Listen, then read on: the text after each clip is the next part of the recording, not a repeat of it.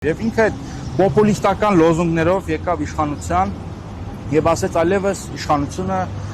երկիրը ամեն ինչ պատկանում է քաղաքացին, քաղաքացիները ես ձեր սիրում եմ, սրտիկներ ցույց տալ նույնիսկ այդ պոպուլիստական բաները դրվագները եղան, երբ որ քաղաքացիներից մեկը քացու խփեց կառավարության դռանը, լրագրողը հարցրեց, «Ինչ է կատարվում»։ Սրա դեմը ով պետք է առնի։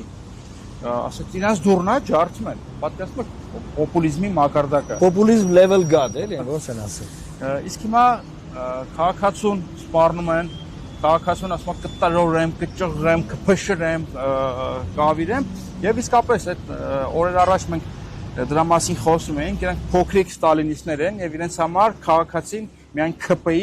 ԿՊ-ին ընտրող քաղաքացին է, Նիկոլ Փաշինյանին պաշտամունքի ենթարկող, Նիկոլ Փաշինյանի անձի պաշտամունքի տիրույթում տեղավորվող քաղաքացին է եւ այս առումով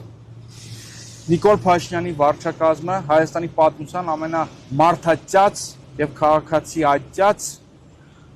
վարչակազմերից մեկն է, նախկին իշխանությունները գոնե ազնիվ էին 10,000 դրամը տալիս էին, ասում են, բանը, սթրվեք ձեր տեղը, գնացեք ու կասենք կընտրենք։ Մարդու իրավունքների մասին բարձրագույն հայտարարություններ չէին անում նախկին իշխանությունները։ Իսկ սա մի կողմից սրտի կա ցույց տալիս, իսկ մյուս կողմից էլ մարդկանց նվաստացնում է,